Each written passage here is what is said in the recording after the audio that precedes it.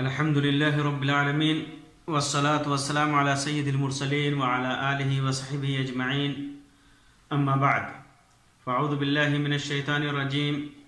بسم الله الرحمن الرحيم إن الذين قالوا ربنا الله ثم استقاموا فلا خوف عليهم ولا هم يحزنون أولئك أصحاب الجنة خالدين فيها جزاء بما كانوا يعملون. محترم حضرات، اللہ تبارک و تعالی ارشاد فرماتا ہے کہ جن لوگوں نے کہا کہ میرا رب اللہ ہے، پھر اس پر قائم رہے، استقامت برتے، تو ان کے اوپر کوئی خوف نہیں ہوگا، نہ وہ غمگین ہوں گے، وہیں اہل جنت ہوں گے، جنت میں ہمیشہ ہمیشہ رہیں گے، اور ان کے اعمال کا یہ بہترین بدلہ ہوگا. پھر اللہ تبارک و تعالی دوسری جگہ فرماتا ہے ان الذين قالوا ربنا الله ثم استقاموا تتنزل عليهم الملائكة ألا تخافوا ولا تحزنوا وأبشروا بالجنة التي كنتم توعدون نحن أولياؤكم في الحياة الدنيا وفي الآخرة ولكم فيها ما تشتهي أنفسكم ولكم فيها ما تدعون نزلا من غفور رحيم. جن لوگوں نے کہا کہ ہمارا رب اللہ ہے، پھر اس پہ قائم رہے، تو ان کے اوپر کوئی خوف نہیں ہوگا، ان کے اوپر فرشتے نازل ہوں گے اور کہیں گے کہ مت ڈرو اور غمگین مت ہو، جنت کی تمہارے لیے خوشخبری ہے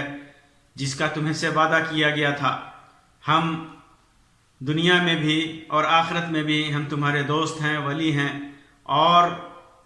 تمہارے لیے تمہارا نفس جو چاہے گا وہ تمہارے لیے تیار ہوگا،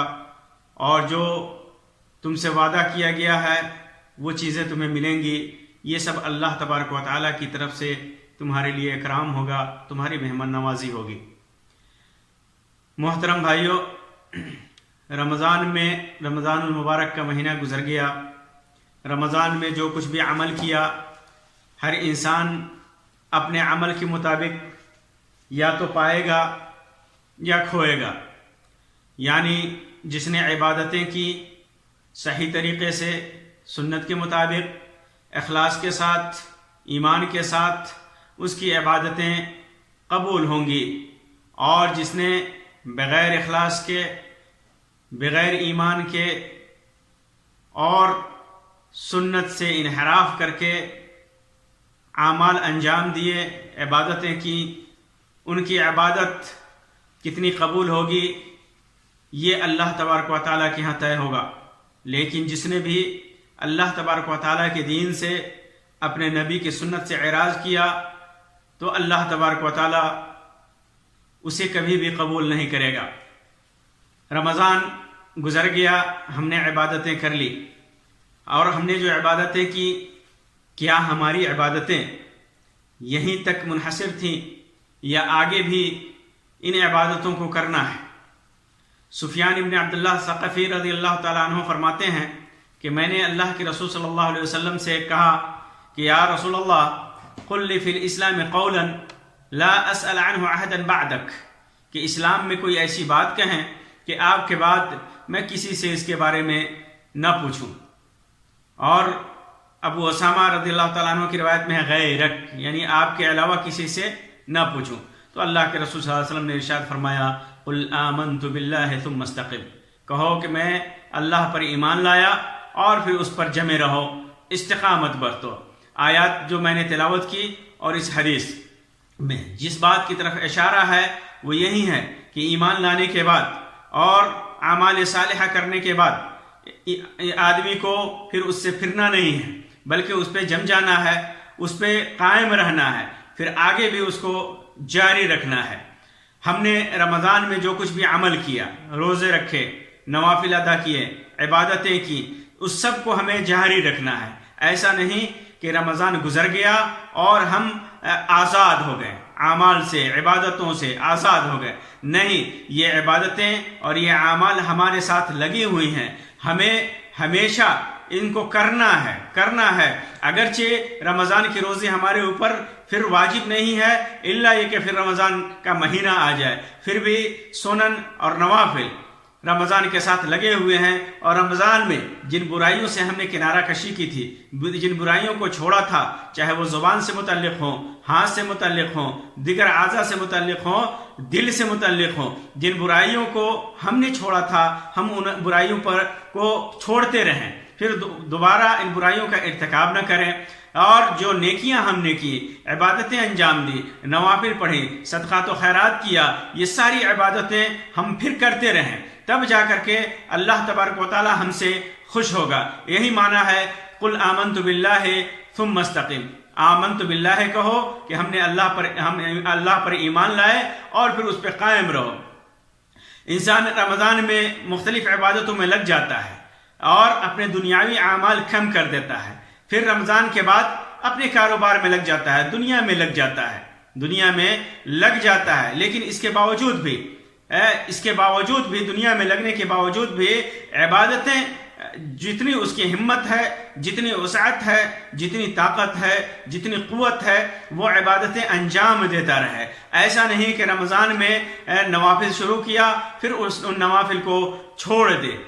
نوافل کو ادا کرے جتنی وسعت ہے، جتنی طاقت ہے، صدقات و خیرات کیا پھر اس کے بعد بھی صدقات و خیرات کرے، رمضان کے روزے رکھے، رمضان کے بعد بھی اللہ تبارک و تعالیٰ توفیق دے تو شوال کے 6 روزے رکھے، پھر اس کے بعد دیگر نفلی روزے ہیں، اور جو کسی وجہ سے اگر فرض روزے چھٹ گئے پھر اس کو انجام دے، اگلے رمضان آنے تک اس سے پہلے ان فرض روزوں کو جو چھٹے ہوئے ہیں اس کی قضا کرے۔ اسی طرح کچھ لوگ روزہ اور عبادت تو کرتے ہیں رمضان میں، کچھ لوگ روزہ اور اس پہ قائم بھی رہتے ہیں، بہت سارے لوگ قائم بھی رہتے ہیں۔ اللہ تبارک و تعالیٰ جن کو توفیق دیتا ہے وہ رمضان ہی تک ان کی عبادت منحصر نہیں ہوتی، بلکہ وہ عبادتیں جاری رکھتے ہیں۔ یہ اللہ کے نیک بندے ہیں اور اللہ تبارک و تعالیٰ ان کے اعمال کو قبول کرتا ہے، اور فرشتے کہتے ہیں لا تخافوا ولا تحزنوا، گھبراؤ نہیں، غمگین مت ہو، ڈرو نہیں، کیونکہ اللہ تبارک و تعالیٰ کی رحمت نازل ہوتی ہے۔ اللہ تبارک و تعالیٰ کا یہ بندہ کسی بھی حالت میں گھبراتا نہیں ہے، فرشتوں کے تسلی دینے کی وجہ سے، فرشتوں کے اس کہنے کی وجہ سے، اور اللہ تبارک و تعالیٰ کی توفیق کی وجہ سے۔ رمضان میں اور رمضان کے بعد ایک دوسرے قسم کے بھی لوگ ہیں جو روزہ اور عبادت کرتے ہیں۔ یہ پہلی قسم جو ان لوگوں کی میں نے بیان کی جو روزہ اور عبادت کرتے ہیں رمضان میں بھی اور بعد میں بھی اس پر قائم رہتے ہیں، اور وہی لوگ آیت کریمہ کے مستحق ہیں۔ اور دوسری قسم کے لوگ ہیں جو روزہ اور عبادت تو کرتے ہیں لیکن بوجھ سمجھتے ہوئے، رمضان میں خوب کرتے ہیں عبادت لیکن بوجھ سمجھتے ہوئے، پھر رمضان ختم تو ایسا سمجھتے ہیں کہ جیسے بہت بڑا بوجھ ٹل گیا ہو، پھر اس کے بعد نہ انہیں روزے سے مطلب ہے، نہ نماز سے مطلب ہے، نہ دیگر نیکیوں سے مطلب ہے، اور نہ برائیوں کو چھوڑنے سے مطلب ہے۔ رمضان میں نیکیاں کرتے ہیں پھر اس کے بعد لہو و لعب میں لگ جاتے ہیں اور اپنی دنیا اور آخرت سب برباد کرتے ہیں۔ تیسری قسم ایسے لوگوں کی ہے جو رمضان میں اپنا شعار اسلامی بنانے کی پوری کوشش کرتے ہیں، جیسے داڑھی چھوڑ دیا اور کپڑے اچھے پہن لیے اور خوب نوافل کے لیے مسجدوں کی طرف جانے لگے، اور خاص طور سے داڑھی وغیرہ چھوڑ کر کے یہ سمجھتے ہیں کہ ہم رمضان کے بے حرمتی کے شکار نہ ہو داڑھی کاٹ کر کے۔ تو ایسے لوگ پھر جب رمضان ختم ہو جاتا ہے شعار اسلامی کو الوداع کہہ دیتے ہیں، داڑھی وغیرہ پھر عید کے بعد ہی فوراً اپنی داڑھی وغیرہ شیو کر کے پھر اس کے بعد وہ اپنے پرانے ڈھرے پہ آ جاتے ہیں۔ بھائیوں، رمضان کا مہینہ، اس میں کچھ لوگ ایسے بھی ہیں کہ وہ اپنے غلط عادتوں کو چھوڑ دیتے ہیں، مثلا بیڑی، سگریٹ، تمباکو، بہت سارے لوگ چھوڑ دیتے ہیں۔ ان میں سے بہت سارے لوگ کوشش کرتے ہیں کہ ہمیشہ کے لیے چھوڑ دیں، لیکن کچھ لوگ اور بہت سارے لوگوں کو توفیق بھی ہو جاتی ہے، لیکن بعد میں بہت سارے لوگوں کے اوپر شیطان کا غلبہ ہوتا ہے، پھر وہ دوبارہ کرنے لگتے ہیں۔ لیکن بہت سارے لوگ صرف رمضان تک چھوڑتے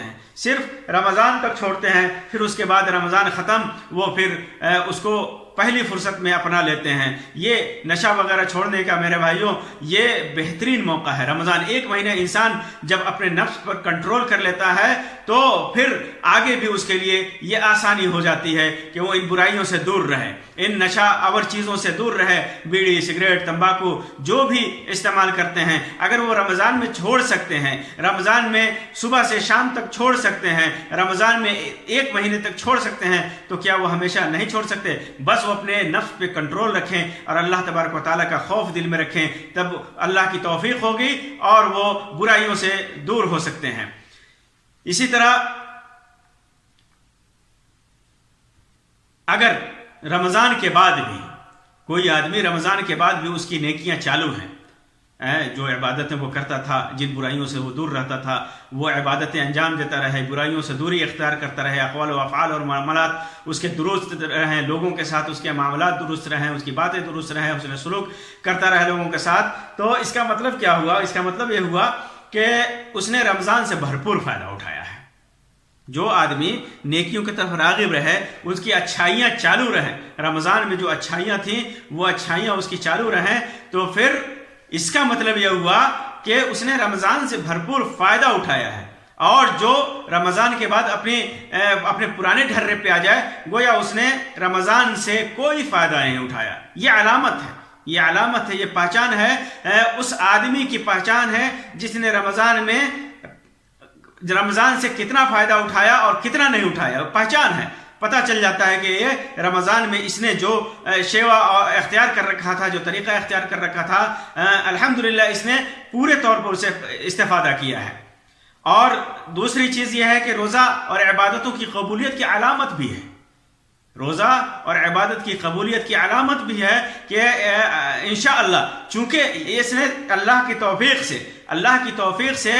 ان عبادتوں کو اپنائے رکھا ہے اور برائیاں جو چھوڑی تھی ان برائیوں سے یہ دور ہے، تو گویا یہ اللہ تبارک و تعالیٰ نے اس کی عبادتوں کو، اعمال کو قبول فرمایا ہے، اور اسی وجہ سے اللہ تبارک و تعالیٰ کی توفیق اس کے ساتھ ہے، اور آگے بھی ان عبادتوں کی ادائیگی پر قائم ہے، برائیوں کو چھوڑنے پہ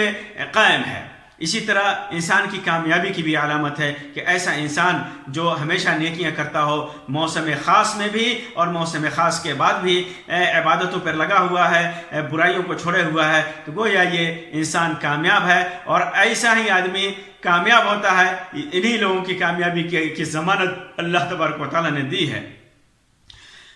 ایک اور چیز ہے کہ مومن کا عمل رمضان آنے سے اور جانے سے شروع اور ختم نہیں ہوتا۔ مومن کا عمل، اس کے نیک اعمال رمضان آئے جائے اس سے کوئی فرق نہیں پڑتا۔ رمضان آئے تو اللہ تبارک و تعالیٰ کی توفیق سے خوب عبادتیں کرتا ہے، لیکن رمضان جائے پھر بھی وہ اللہ تبارک و تعالیٰ کی توفیق سے اپنے اعمال کو حسب استطاعت انجام دیتا رہتا ہے۔